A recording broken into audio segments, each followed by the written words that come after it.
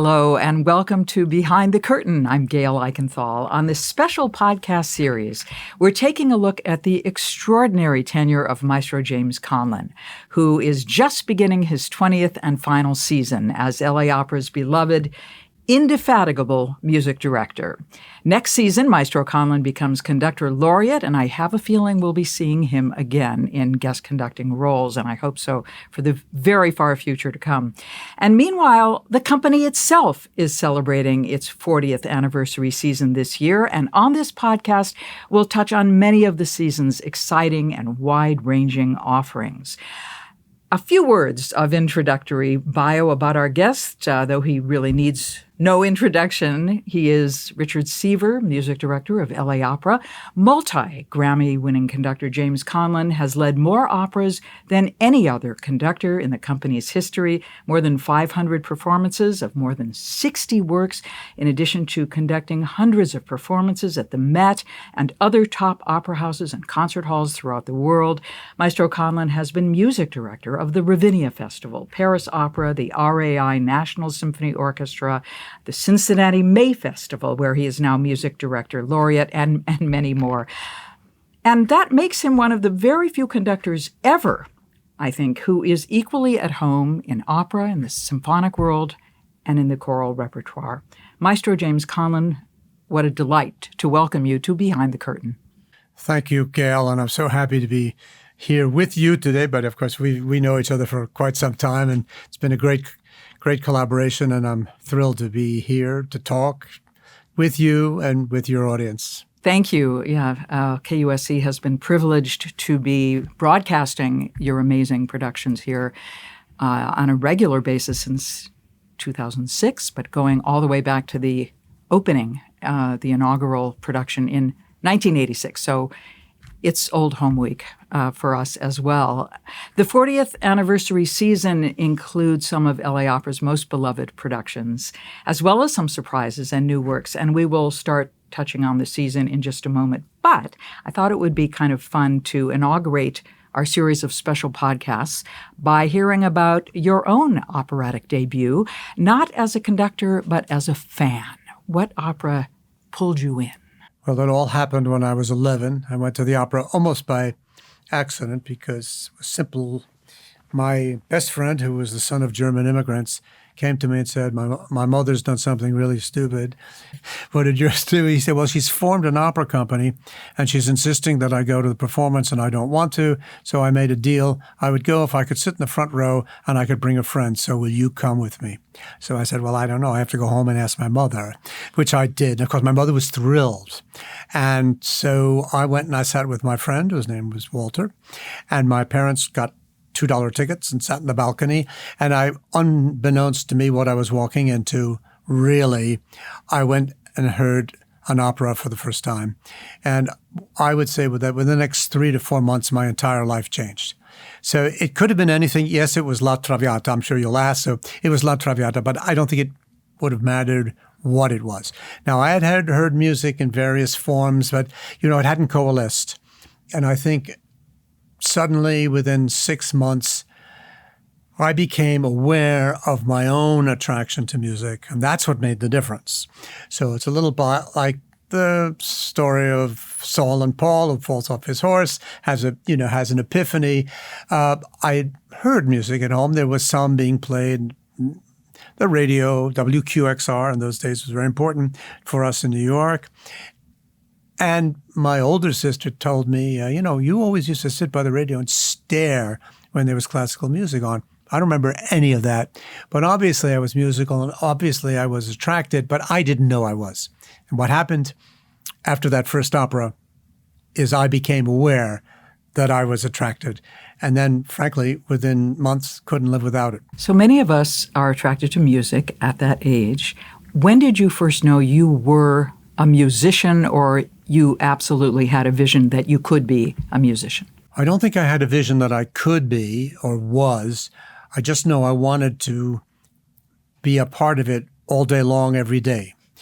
And that started, I asked for piano lessons and, started with the proverbial little old lady around the corner. She wasn't so old, but, that's how I started. Because of this opera company, I did have the opportunity to go see a few more operas.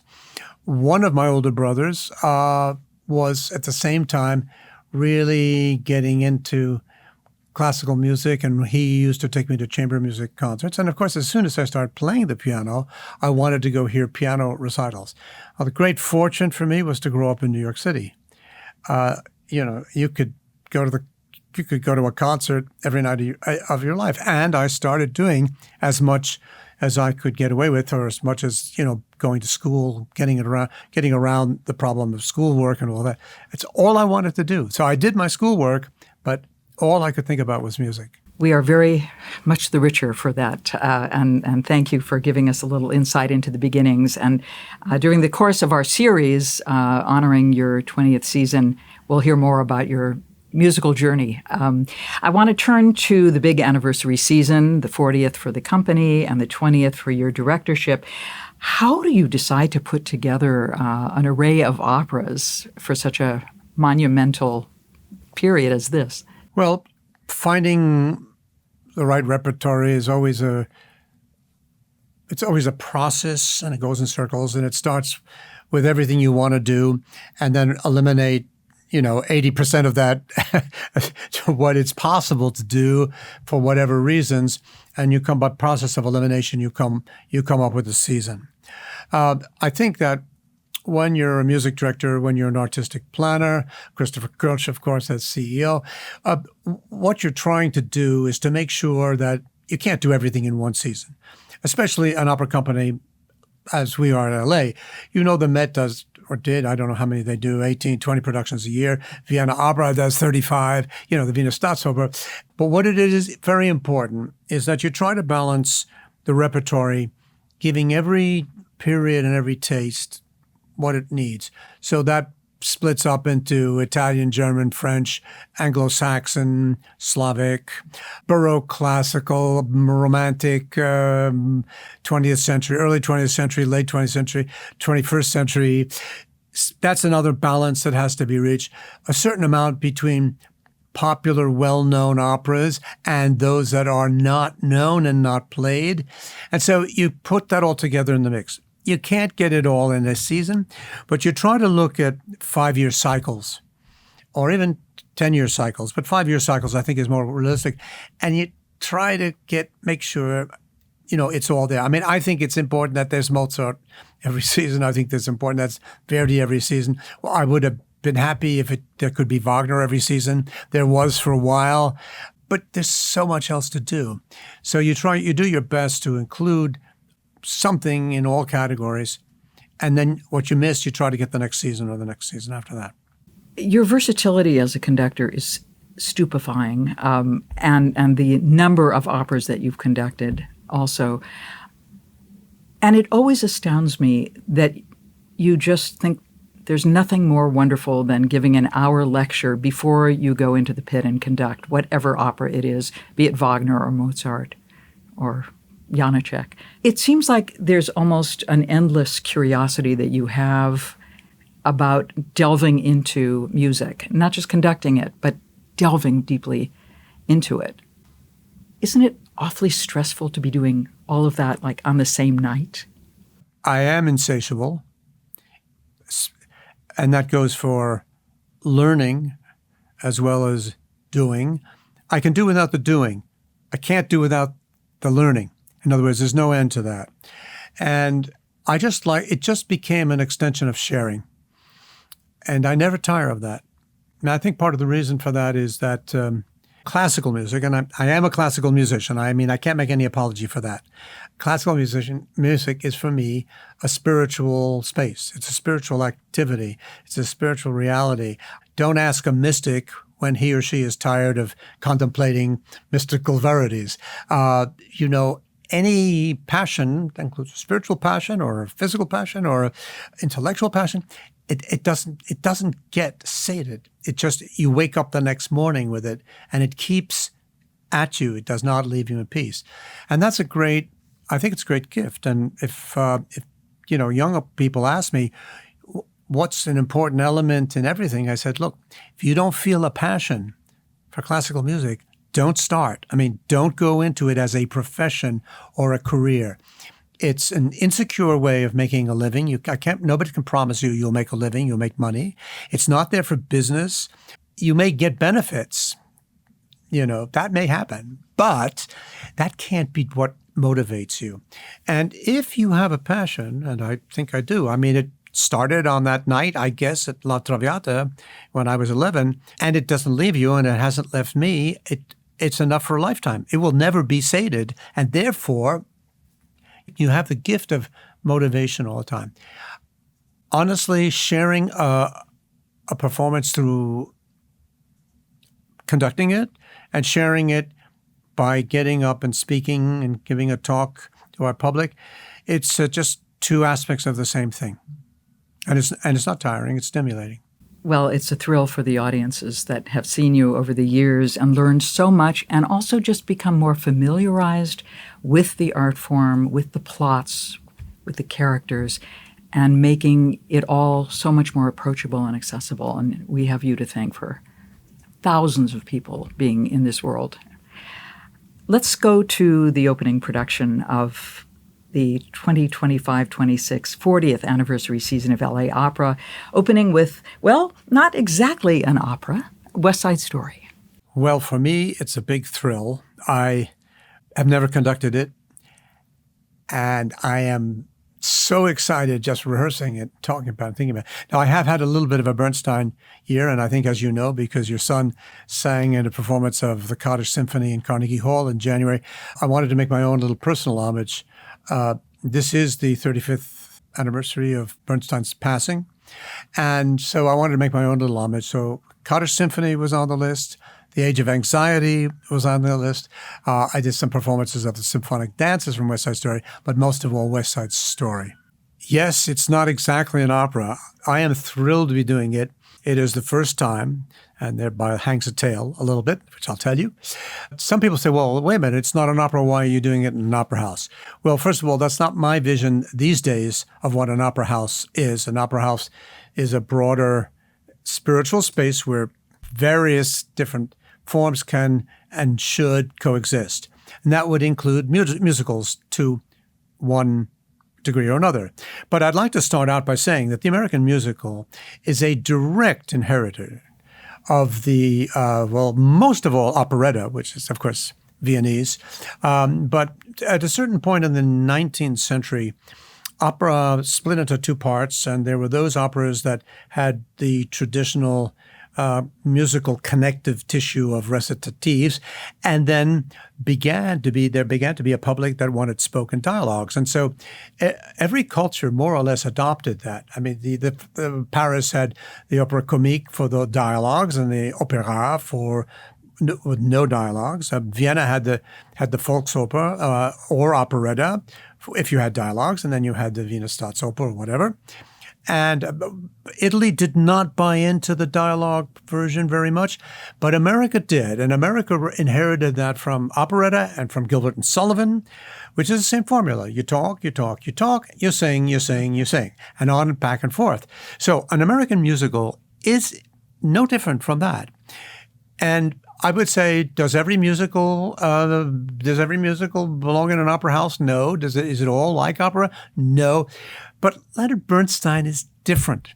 First of all, the absolute extraordinary combination of genius of the man, of his music, and the result in terms of West Side Story is that it has incorporated music that is popular, had Latin American roots, had jazz roots, but it also had classical roots.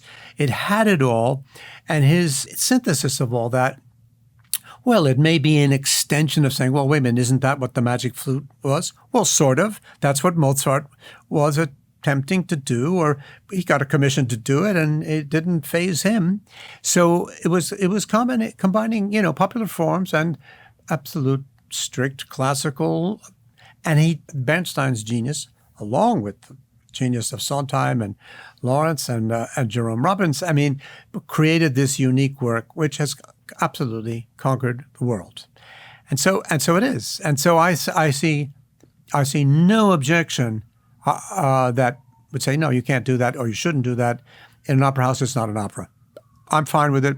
Hope everybody else is fine with it. I have a feeling they are, and I'm very excited about actually doing it. If you can cast your minds back into history, ancient history, 1957 was the premiere of West Side Story, and very shortly after that, there was a long-playing recording of the Broadway play. I was fortunate that my mother or aunt or somebody had bought that recording, and then started playing it at home, and I had worn I'd worn it through, and was just mesmerized with it, and so really absorbed the entire work by this type of osmosis before I had even had a piano lesson. So it's been in me since before I was conscious of my own destiny to become a classical musician. So to come back to it now is fantastic. And of course, I'm born in southern Manhattan. I grew up in Queens, but the West Side became my next home rather early on in life because I started going to take music lessons in what we called the city, but it was Manhattan. I went to high school in music and art. I eventually went to Juilliard. I moved there, and my home is still there. And Lincoln Center, of course, is there precisely where, having raised the neighborhood where West Side Story supposedly took place. Very New York. Well, I know it's a hot ticket already. The production starts September 20th, runs through the 12th, and you're going to be presenting the original Jerome Robbins choreography, which is incredibly exciting, and I know it's a very hot ticket already. Well, our production is absolutely, from beginning to end, absolutely, completely authentic, original. By the way, that's not just because we want to do it. You're pretty much required. That goes with the territory. I mean, the Bernstein Foundation is strict about many things. You can't cut, you can't change, you can't add, you can't subtract. You pretty much are obliged, and I'm just fine with that. I have no problem. West Side Story runs from September 20th through October 12th at the Dorothy Chandler Pavilion, the opening production of LA Opera's 40th anniversary season, and the opening of Maestro James Conlon's 20th and final season as Richard Seaver music director. Up next in the season, the beloved classic La Bohème, kicking off November 22nd, and your own history with this opera goes way back to the beginnings of your opera career, and a legendary soprano. Can you tell us about what happened? Well, yes. Let's start with the 12-year-old little boy with a voice. I got into the boys' choir to sing in a production of La Bohème. So it was the first time I was in a professional opera. And of course, at that time, absorbed it also. When I got to be 21, I was a student. It was my last year of Juilliard. I was chafing at the bit to get out of school and get started doing, I didn't know what, but something. And then destiny came in and played a hand. The Juilliard School was preparing a very beautiful production conducted by Thomas Shippers, one of the great, great, great conductors of the time, of La Bohème. And I was a student, and I was just there, hanging about and all that. But it turns out that Maestro Shippers was indisposed, and at a certain moment, not too early, about 10 days before the opening, announced that he had to withdraw from the production. Great panic, long story, which I'll recount in my memoirs someday. But they had to find another conductor. President Peter Menon first wanted to find another conductor on the level of Shippers. Well, there weren't any, and so forth. And so at a certain point, they said, well, somebody's got to rehearse the orchestra. And the dean, who had seen me conduct in Spoleto, Italy, the year before, went and said, there's this kid here. He knows all the operas. Should try him out. Said, well, he can rehearse, but we can't give him the production. So when you say a kid, how old were you? I was 21. I started rehearsing, and then at a certain point, the president, unsure of which way to go, called in Maria Callas, who was there in Juilliard. Why? That was the year she was giving the famous master classes. So she came in and watched me and went back to the president. I didn't know any of this, but she told me afterwards, and then everybody collaborated. She went into the president. She said, take this guy. He's going to have a great future. He's your man. Do it. And so maybe if it hadn't been for Maria Callas, I never would have conducted the production. But I did, and because it was New York, and because in those days there were 9 daily newspapers, I mean, every critic happened to have been there, it just started my professional life like that. So that's the lucky break that people have. And, for better and for worse, I was on my way. For better. Thank you, Maria Callas. Thank you. Absolutely. Thank you, Maria Callas. Isn't that incredible? Well, La Boheme is, for a lot of people, sort of the gateway opera into this repertoire. What do you think makes it perennially one of the most performed operas in the world? It is so moving, and I think everybody loves a good love story. And then there's something particularly and peculiarly moving about young death, especially the young death of somebody in love. So I hope that there's nobody that's never been in love or will never be in love. So on some level, everybody has something to relate to in this story. And of course, death is omnipresent in the arts, omnipresent in opera, but omnipresent in literature, and omnipresent in our lives. So I think a beautiful and artistic distillation of that experience becomes very essential to opera going. And the combination of a beautiful young woman and a man who are in love, and the beautiful young woman is going to die early, just has an incredible appeal. And because Puccini had the touch, the musical touch, the theatrical touch to make that happen. Just as the story of La Traviata is the same story, basically, it has a perennial appeal. And so La Boheme is that. Most irresistible, beautiful melodies taking us to, this terrible end. We just can't get enough. But you'll go to it again. You bet. After La Boheme, during this 40th anniversary season, comes something quite different, Akhenaten, music of Philip Glass, written in 1983 and performed by LA Opera in 2016. It's back, and this is mesmerizing music. How would you describe the music of Philip Glass to someone who hasn't experienced Akhenaten? Well, Philip Glass is very popular, by the way, and I would almost say it's almost backed by popular demand, because anytime LA Opera has presented an opera Philip Glass, it has a great, great, great reception. He's called a minimalist. Philip Glass chose a musical idiom that was probably immediately accessible to just about anybody, and yet he wove very intricate stories and philosophies and levels of spiritual transcendence.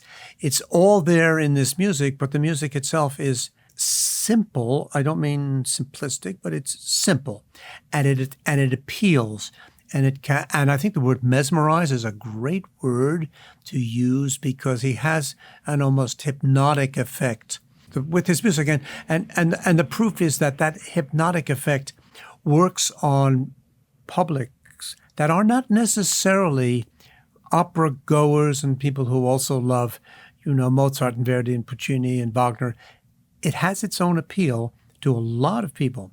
And so, again, what do you want to include in your 40th anniversary as an opera company that touches each one of those important bases? Certainly it is contemporary music, and in this case, a contemporary masterpiece by an acknowledged master, and a piece that is already coming back and being done and redone in so many places that I think it's safe to say that this is going to be a work that's going to last and going to remain in the operatic theater.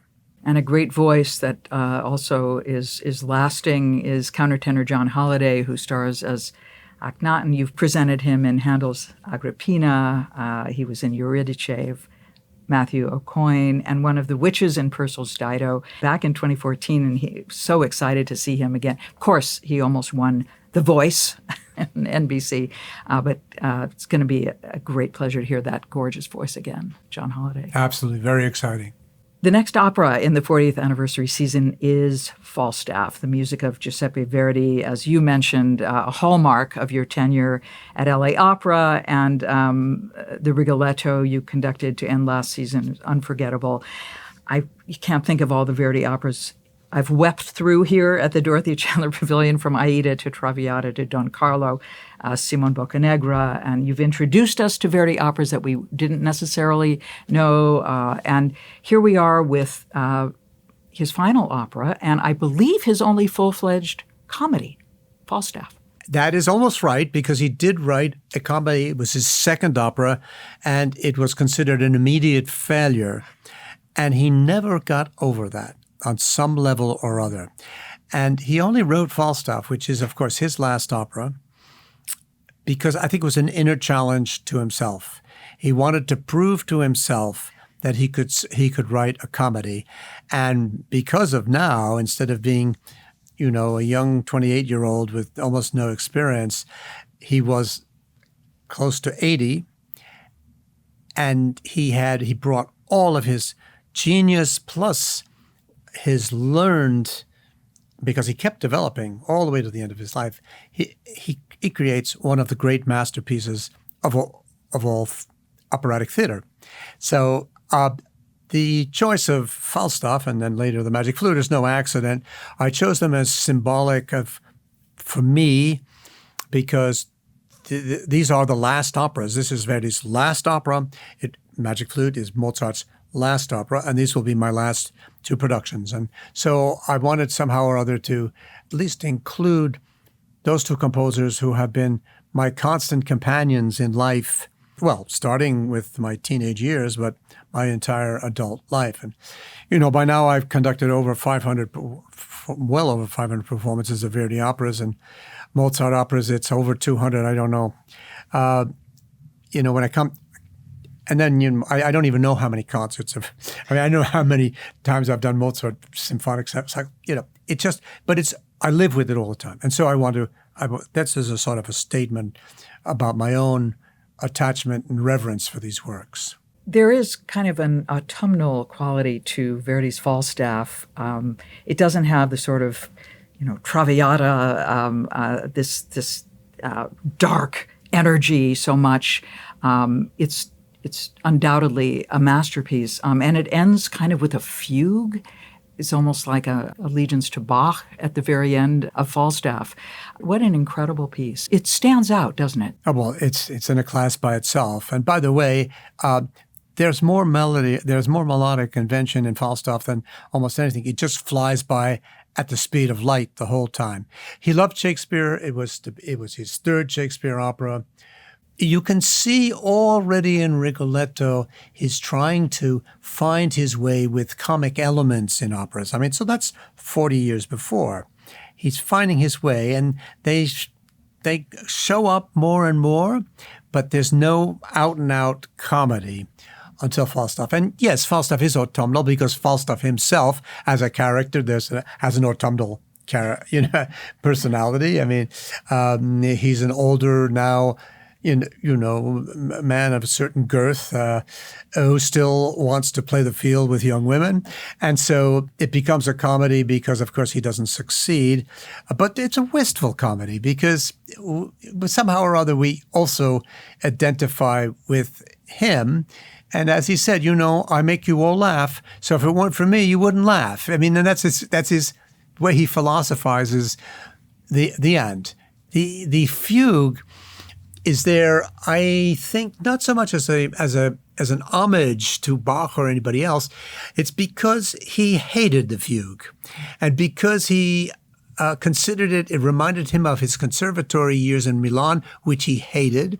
He considered it academic. He only used fugues to fill in battle scenes and things like that in his operas, or sometimes in a small way to portray other groups of characters he hated, like the clergy, and that includes Aida and Don Carlo. So it was his way of actually being very, very ironic. But he wrote a magnificent fugue. I mean, with 8 major voices plus. I mean, it's one of the most intricate pieces that he wrote. Absolutely astonishing. And of course, it's an ironic fugue. I mean, the basic message is everything in life is a joke. Tutto nel mondo è burla. It's all a big joke. And tutti gabbati, everyone's been deceived. That's the last thing he says. Everyone's been deceived. So he's also calling into play his own relationship to melodrama over his entire life. He's also saying, I too wrote a lot of melodramas, and I was deceived, and it's all nonsense. I fooled you too. Yeah. You liked all this stuff. There you are. Exactly. On April 24th, very big day for LA Opera. We're going to be paying tribute to you and your 20 years of magnificent leadership with this company. And that is going to be a program I know you will relish. Who will we hear? April 24th. Well, yes, I will relish it, and I hope you will too. So it was not difficult for me to make this choice, but I wanted to select the 3 composers I feel represent not just me, but really in a certain way the most important pillars of any opera theater. Now, that doesn't mean there aren't 25 others, but it just means that there's certain, I think, fundamental. But they happen to be the same ones that are fundamental to me. And no surprise coming here, but the program will consist of Mozart, Verdi, and Wagner. And I designed it with that in mind as a way of celebrating LA opera theater in general, but also making a very personal statement about my own preferences. And well, they're not preferences even, because I love so many other things too, but because I think they're so fundamental. The season culminates with Mozart's Magic Flute, which you've chosen to conclude your own tenure as Richard Seaver Music Director of LA Opera. Almost makes me tear up to say that. I know you'll be back. But what a joyous masterwork. When did you first perform it? Do you remember? Yes, I was 15. I was the 1/3 of a dragon. My older brother was the other third, and my friend Walter, the famous Walter who took me to the opera with him, he was the other part of the dragon. And we were by then working in this opera company, or I was using any excuse to be around the action. And, we slithered onto stage at the beginning, and we got chopped up into 3 pieces, and we went off in 3 different directions. That was my first exposure. But of course, that was only an excuse to go to all the rehearsals and to see everything. I saw my first Magic Flute being put together as a 15-year-old. Eventually, it would happen by circumstance to be the first opera I conducted at the Metropolitan Opera in 1976. I made a movie with Ken Branagh in 2005. It's been with me all my life. There's no number of performances that I can imagine doing that would be too many. I can go back to it over and over and over again. It was in 2013 that LA Opera first presented the American premiere of the groundbreaking multimedia concept by Barry KUSC that you're going to be presenting again this spring.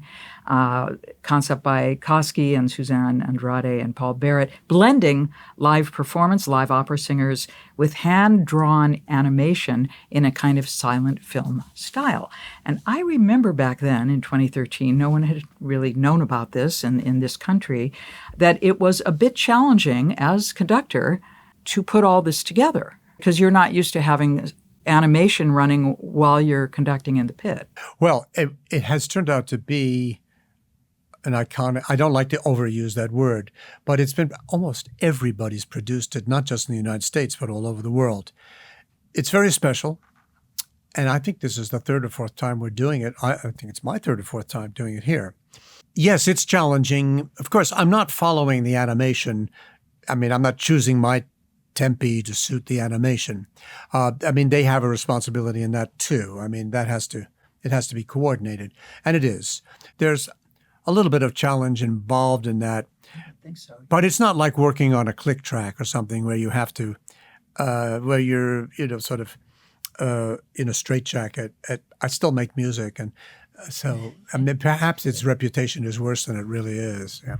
It was such an instant success here. It was extraordinary. It brought new people into the Opera House. And if our listeners and viewers have not seen this, it's really, really special. There's just so much joy. There's sort of a Weimar vibe, a little bit of Nosferatu. The animation is enchanting. And of course, as you say, the music is sublime. The music is the music is the music. Absolutely. So we were talking about Verdi at the end of his career with Falstaff. And in a way, the Magic Flute has a little bit of that quality too, doesn't it? It's sort of wrapping up a great life in music with these timeless melodies and gorgeous choruses, orchestral writing. It is Mozart's last opera, and it's been often called his last will and testament. But that's with hindsight. Mozart did not know he was going to be dying in a few months. So I don't think there was any, aside from the fact that Mozart himself said he lives with death every day and he's never unconscious of death, he had no reason to think he was going to die shortly thereafter. So he didn't write that work with an autumnal view, let's say. Verdi is different. Verdi actually was destined to keep living on. But he had lived a long, full life and a long compositional life. We would have been grateful to have even 2 more years of Mozart's music or 5 more years. But, his premature death at 36 years old is a tragedy for humanity and, of course, for him as well. But there's no sense of that really in the work, except that one can draw those inferences about life and death, an afterworld, an afterlife, yes or no. They're in all of his works all of the time. And so this just happens to be the last in the series. Looking back on 20 years in Los Angeles, did you know at the very beginning this was going to be a long love affair? Or did the place grow on you? Absolutely no idea. Even when Placido Domingo called me and he said, look, even if you come for 2 or 3 years, it'll be great for the company. It's exactly what it needs. I said when he called me, I said, look, I just got but I just finished 2 enormous jobs. One in Paris, which had been for 10 years as principal conductor of the Paris Opera. But some of those years were spent shuttling between Cologne, Germany, where I'd been what they call Generalmusikdirektor. That's a big, long, fancy name for you do symphony and opera and everything. I had done that for 13 years. 7 of those years I was in both places at once, so that I was, shuttling for a lot of that time. And I had just finished all that. And I said, honestly, I was going to sort of goof off and, I don't know, only work 6 months a year or something. But he convinced me. And I am so grateful that he did, to him and to everybody else here in Los Angeles. I had no idea I would enjoy it. First of all, I had almost no history in California. I had barely ever been here to conduct in Los Angeles. I'd been a few times to San Francisco to conduct the symphony. I had no idea. I am a New Yorker, and we start with a certain stupid ideas. I have to say that there's no life west of the Hudson, because my early life had no contact with California. I had no idea. Well, I did love it, and that became clear to me very quickly. And so just one thing led to another of continuing and continuing and continuing. So I did not expect to spend 20 years. First of all, nobody can expect to spend 20 years almost anywhere in the music business. And although my professional life, it's been characterized by long relationships, because I believe in being a music director. It is our highest calling as conductors. You can make much more career, much more money, probably much more fame, bouncing around, guest conducting, being in the right place at the right time, having the freedom to do so. But I chose to make music this way. And, 20 years here 10 years in Paris, 13 years in Germany. Those are long. Those are all very, very long tenures, 8 years in Rotterdam. My longest tenure was 37 years at the Cincinnati May Festival, which, although it is a festival and it's only 2 weeks a year, it is the oldest choral festival in the United States and has a great tradition. And so, and I spent 11 years, can't remember now, in Chicago Symphony and Ravinia. So I like longevity because longevity, I think, is the way is you make the most profound, you have the most profound impact on whatever the musical community is. And so 20 years has been a real gift. And so, okay, it's now time for other people, younger people, to take over and all of that. That's just fine because I'm a certain age. I wear it proudly. I'm 75. I'll be 76 when I leave here. I don't think people should be put on a shelf because they're that age. I think you stop when you should stop. And I'll decide to stop when I think, or everybody else thinks I should stop. And so I will. Well, we're not letting you stop. You're conductor laureate. We know you'll be back. Thank you for everything you've done. We look forward to the next episode in this series when we'll delve down into some other amazing stories from your career. But it's been such a delight to look at this upcoming 40th anniversary season, your 20th and final season. Maestro James Conlon, thank you. My pleasure, Gail.